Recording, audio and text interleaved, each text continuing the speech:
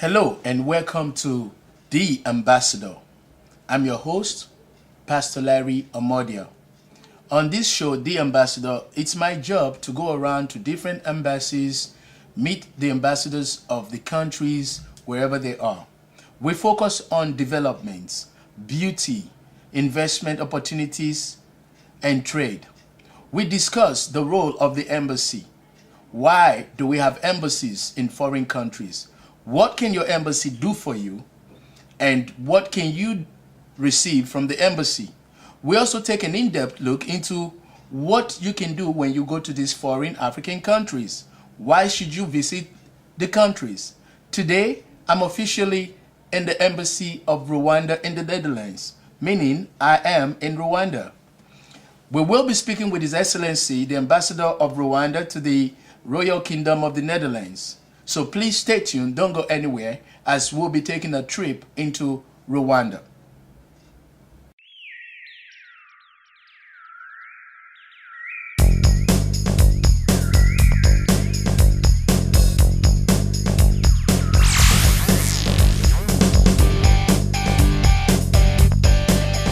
Yes, we're back, and I am officially in Rwanda because I'm in the embassy of Rwanda. And with me is His Excellency, the Ambassador of Rwanda to the Netherlands. How are you doing, sir? I'm fine. Nice to meet you, and thank you for giving us this interview. Thank you for coming. Great. I want to ask you a lot of questions. We've met before, officially doing a lot of things together. Your country received the award for peace and justice. You were there. But now is the time to really get to know you and know what you really do in the Netherlands as an ambassador. So my first question to you is, give us a little insight into about your background. People look at you as a young, vibrant man. And when we think about ambassadors, we always think maybe see people that are like 70, old, and almost retiring. But here's a young man, stoic and handsome looking young man representing the country of Rwanda. Could you tell us about yourself? Thank you for your coming to Rwanda, as you said here. My name is Jean-Pierre Karabaranga, Ambassador of Rwanda. I'm here already 2 years. My background is not related to diplomacy. I'm more a sportsman. I used to work for Ministry of Sports and Culture and Ministry of Sports and Youth in Rwanda. I used to be national coach for the volleyball. Wow. And I used to be a player for national team of Rwanda as well. And For soccer? for volleyball. Volleyball, okay. Volleyball, Okay. yes. And I played as well in many Western countries. Where I studied in Ivory Coast, and I played in countries like Ivory Coast, of course, in the region, Nigeria, Ghana, Liberia, 25 years ago. And so I worked for the Ministry of Sports before coming here as Secretary General, and after I was appointed to come here. So this is my background. Thank you. So from a sportsman to a diplomat, how did you find yourself to this posting in the Netherlands as an ambassador? How did you find yourself? How did you get into this posting to become an ambassador?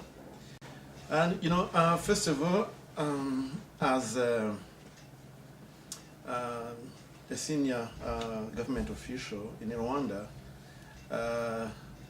we are almost have the necessary knowledge for any job, and we are very well trained, and we are happy every time to do our job and to serve our country. So being appointed here, I was very honored to come and to represent my country. But did you have to do like any diplomatic training? Did you have to take, because here is a sportsman. When we think diplomacy or diplomats, people are thinking maybe you have to have like political science degree, you have to work 20 years in the Ministry of Foreign Affairs. So, but what I'm hearing is you go from sportsman and here, boom, you're an ambassador. So did you have to go through any special diplomatic course? No, I have no specific diplomacy courses or specialized training in diplomacy, but I'm trained as a Rwandan senior government. So we are trained in Every area. almost every area. So we are able actually to work for a country at very senior top levels. So of course I have been briefed about my job and myself. I did a lot of research about the job and the country, and of course I have a good handover with my predecessors. So Now, you are not just only the ambassador to the Netherlands. yeah. You are also Yeah. ambassador, or you've presented your credentials for 3 or 4 other countries. Yeah. Could you tell us about this new development? How is that? What does that mean to you, and how are you going to manage 3 or 4 countries? No, yes, I of course my official office posting is the Netherlands, but also I represent my country as a non-resident ambassador to Slovenia, to Latvia, to Lithuania, to Bulgaria, and it works in the international relations or diplomacy when you don't have an office in every country. Then one station can cover other countries. So it's how we do, and I cover all those 5 countries from here, and I have very good contact with Ministry of Foreign Affairs of those host countries, and what we do normally is actually to have local representative of Rwanda, like honorary consuls. So as I'm new now, I'm looking for new honorary consul for Rwanda in those countries. Each countries, yeah. So it's It's- how it works. So of course it is a tough job. It keeps me very busy, and I like that. You like that? Now, in the Netherlands Yeah. and in these other countries, do you meet with your community, local Rwandans? What have you done in 2 years for the Rwandans here? Well, tell us the experience, Yeah. your relationship with the local Rwandans in the Netherlands and perhaps in these other countries. Yes, we meet often. My countrymen, we meet at many occasions, at national days or at a specific reception meant for Rwandans. But also, I visit them where they live in different towns or regions in these countries, because one of my assignments is to keep and have good relations with our people. So we meet often. We discuss a lot of different subjects relating to my country, to their lives here, and what the embassy can do for them. And we keep discussing about the future for our country, what we can do for the young generation, Rwandans who are growing here and who even actually were born here. So we keep talking to them so that they can actually still have in mind that Rwanda is their country, and to think about what they can do for their country. These are mainly our topic. How important is the embassy relationship? How important is it for the embassy to bring relationship between the Netherlands and these countries and Rwanda? So what is the role of the embassy in improving the relationship between Netherlands and your country? So our role is very key role in many ways, and depending on a subject. First of all, we represent our country here and the interests of our country, and our assignment as well is actually, as any ambassador or any diplomat, to represent and to showcase the image of our country. So And of course, the second thing is actually to build good relationship with our host country. So for me, it is very easy because we have very, very good relationship with the Kingdom of the Netherlands. So it is very easy for me to perform here. And of course, what I have to do is actually to maintain those relationships. So now, for any other new initiative or new project, we are here as like the focal point actually to connect Rwandan side to the Dutch side. For example, between two ministries or two business communities or NGOs or associations, we are there actually to connect them, to introduce each to another, and actually we are also here to be creative as well, to start new project or new relation or partnership. So our embassy is very, very key in this regard. Talking about this, what sectors of Rwanda do you think the embassy really has to market in the Netherlands or in these other countries? Do you have any specific or particular sectors that you think your embassy would really have to focus on and market to improve trade relations with your country?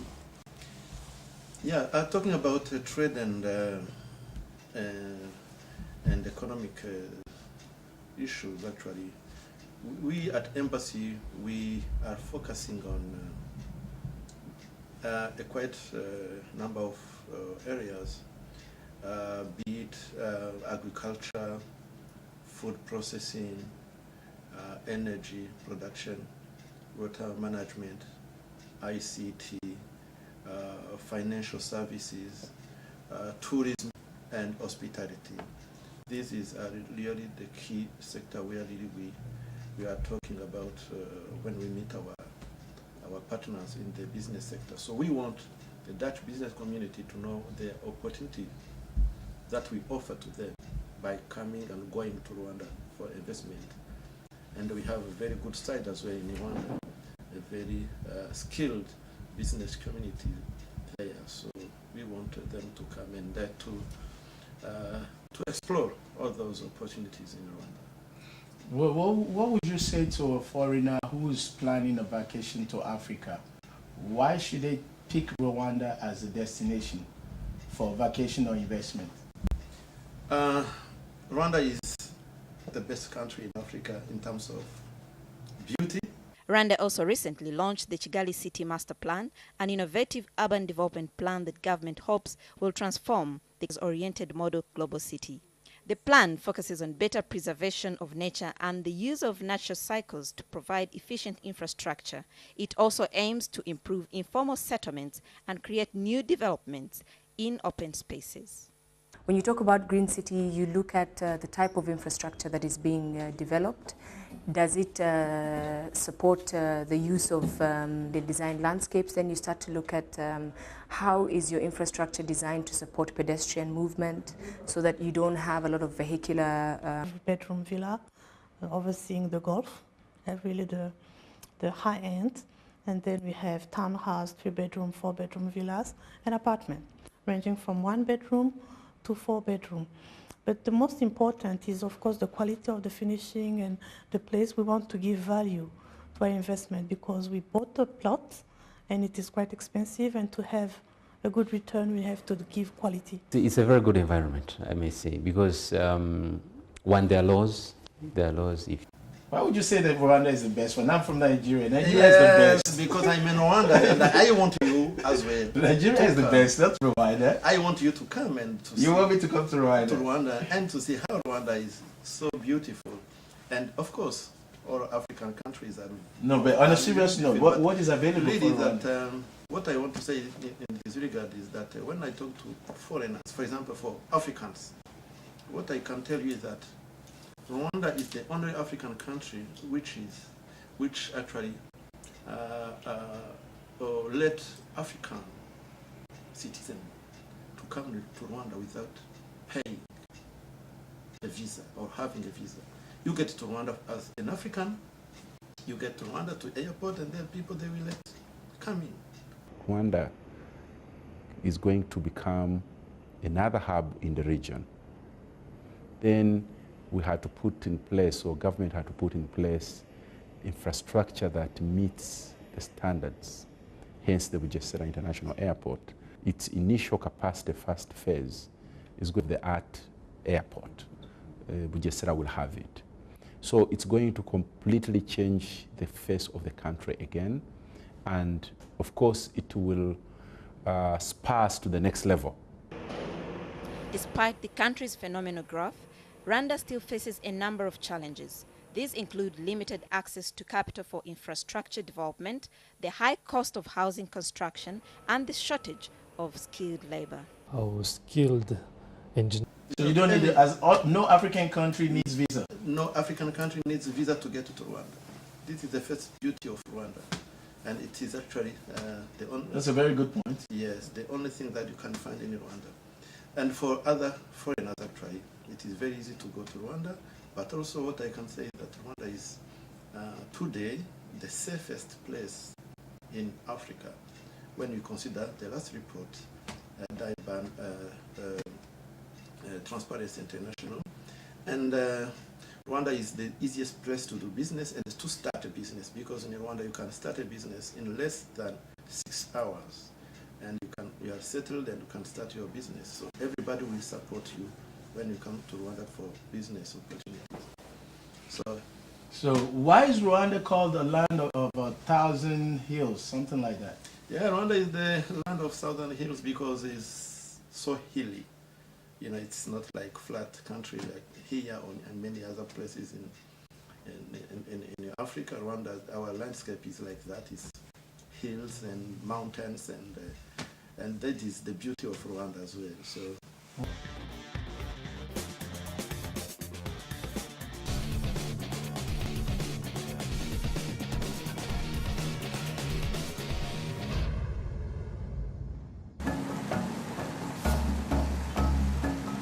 Kigali, the capital city of Rwanda, is an excellent base for exploring the rest of the country. Due to its central position and good transportation network, all parts of Rwanda are easily accessible in less than a day.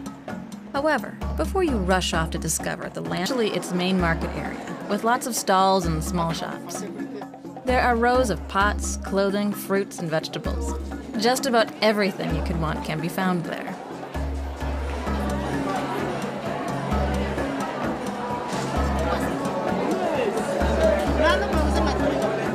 With the Rwandan people playing an important part. Among other talents, Rwandans are skilled at carving, sculpture, and weaving. Weaving is one of the specialties of Rwanda. You'll find baskets, pots, and bowls with traditional patterns in all different shapes and sizes.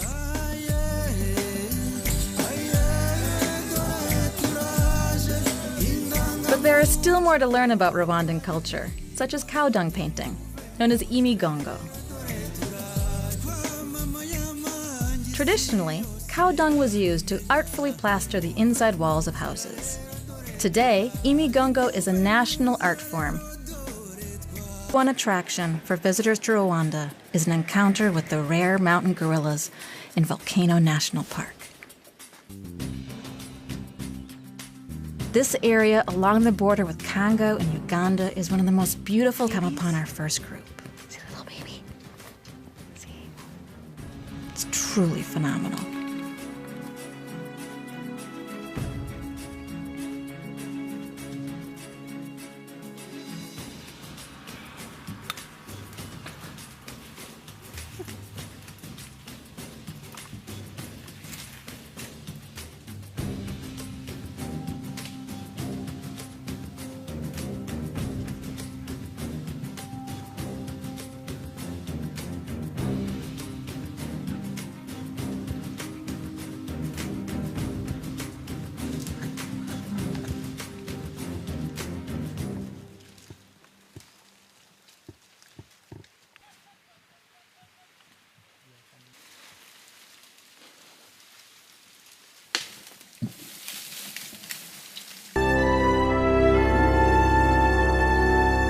When it comes to accommodation in Volcanoes National Park, there are fine hotels and lodges. One of the most stunningly situated camps in the region is the Virunga Lodge, located on a ridge above Lake Bwera. Here, you can stay in individual stone chalets, notably the lakes Bwera and Ruhonde. The largest of the lakes is Bwera, and with its inlets and coves, it's a lovely place to discover. Of course, the best way to explore the lake is by boat. Boats are the main form of transport throughout the area, so it's easy to hire one.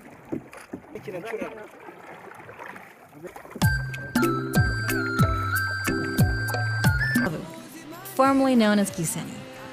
The lakeside town is very popular among both foreign visitors and Rwandans, where they chill out on the country's best beaches.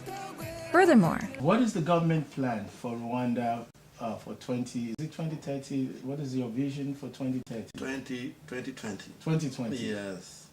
So actually, the 2020 vision is actually to bring Rwanda to the next level and become a middle-income country. And we started that vision in 2000. And today we are on the right track. We wanted to achieve our target and actually have GDP per capita of $1,200 per capita. So today we are at 700, coming from 180. So this is a good pace, and we are about to achieve our goal. Beautiful. Now, how are you enjoying your job here as an ambassador? What is your main goal as an ambassador? What should people expect from you when you leave? What would be your legacy for the time served here? So my main goal actually is, as I said, to represent my country as much as I can to the best of my capacity. So I'm available for anybody to serve my country, to serve them, and my office actually is there for that. So my main goal is actually to maintain the good relationship between Rwanda and this country, business communities of the two countries, associations, schools and universities. I'm here to serve everybody here. The second thing actually is to build a new relationship or help new initiatives between the two communities, be it Dutch companies or Dutch communities going to Rwanda, or Rwandan business community to come here to explore opportunities here. So I'm here, and I want really to make a huge impact in that regard. So we work tirelessly to that objective. As a Rwandan or a foreigner listening to you right now, what type of trade exhibitions or what developments are you importing from Rwanda that people can see? Do you have anything in the pipeline that people should know or look forward to with regards to promoting or marketing Rwanda? Is there anything in the pipeline that we should expect? Yes, already last year we had a very successful trade mission to Rwanda with 30 Dutch companies to explore opportunities of starting business in Rwanda. So this year is going to be the other way around, where we plan to have Rwandan companies to come here, and we are going to have an important delegation, Rwandan community, business community, to come here in the areas that I said earlier, agro-business and horticulture, food processing, mining, ICT, financial sector. They are going to come here and to explore and to present a project where Dutch people maybe can invest and do business. So very soon, we don't have yet the exact date and period, but we are still in negotiations. So we are trying to find the right time for everybody. So people will be here, and we are going to find really very, youthful, because Rwanda is very, very youth country, and everywhere you see, it's a very youthful community. So our business community as well are very useful. They are so dynamic and. If let's say if I'm a young star in Rwanda, and I'm planning to migrate out of Rwanda, in search of a lifestyle. Like we have reports of immigration, people traveling, trying to get to Europe, and they get caught up in boats and things like that. What would you say to any young Rwandan who's trying to run away to live in another country? What would be your advice to them? Actually, my advice would be to look to what is happening today. Because now we have many Rwandans actually going back to Rwanda. People who were who were living in outside Rwanda are going back to Rwanda. Those people who have been staying in Rwanda for more than 20 years, 10 years, 50 years. So now they have the knowledge, and now they are going back to Rwanda because there is huge opportunity there, especially for the young people. Rwanda is now a virgin territory for business, and there is a lot of opportunities. So people should stay there and see that there is nothing better they can find outside Rwanda. So they should stay there and use their capacity, their knowledge, and their strengths actually to work for Rwanda and develop their, work for their dreams, and they can really achieve their dreams while in Rwanda. Because what we see here is that outside Africa, really there is not much that people can achieve, and they can't be better or have better life than what we have already in Rwanda and many African countries. So I urge, if not only Rwandans, but also our youth in East Africa and in Africa in general, that they should really stay in Africa and work for Africa. And I urge as well young Africans, skilled people, to come to Africa, not only to their own mother countries, but also in other African countries. I urge African young entrepreneurs to come to Rwanda, not only to go to their own country, but also to come to Rwanda to find opportunities and invest in Rwanda and work in Rwanda and East Africa in general. So really, African, we should focus more on working hard for our own continent, because when people just come here in Europe, it's just to look for the benefit of others, because Europeans have been working for their own countries. They did a lot, they suffered a lot, and today they are enjoying the fruits of those who worked hard. So today in Africa, we should work. Our people should stay in Africa, work hard for the next generation. So there is no need really to come here to look for a better life, but because there is no. Oh, you said quite a lot. You keep talking about everybody come to Rwanda, even Africans come to Rwanda. But what are the incentives? What if I say, okay, I want to go and start a business in Rwanda as an African or as a European? What incentives are available from the different government agencies? Do you know of the incentives that would help a foreigner to come and easily migrate to Rwanda? Yes, of course. As I said, for Africans, it's very easy to travel to Rwanda because there is no visa requirements. And for other foreigners, it is very easy to travel within like 48 hours, you can have your visas. And a second thing is that in many African embassies, we have like one-stop office to help people who are traveling to Rwanda. But also when you arrive in Kigali airport, you have someone actually to help everyone who is coming for business purpose or for tourism purpose. So they will find someone to help them. But now, when you arrive to Rwanda, there is a specific agency, national agency, which is called Rwanda Development Board. It is a single one-stop office for everybody who want to start their business, who want to do business in Rwanda. They are dedicated people, and actually they are among the success that we registered in Rwanda in terms of our ranking in doing business. And so there is a lot of incentives, and when they start business, there is a lot of incentives depending on what they do. ranging from ICT to education, agriculture. There is tax incentives, there are customs incentives. So there is even facility in loans and banks that they can help people come to Rwanda for starting business. So as I said, in many times, Rwanda is the easiest place to do business in East Africa. This is from the last report, 2014 report, and the third country to invest in Africa, the third one in Africa, because it is very easy. Rwanda has been also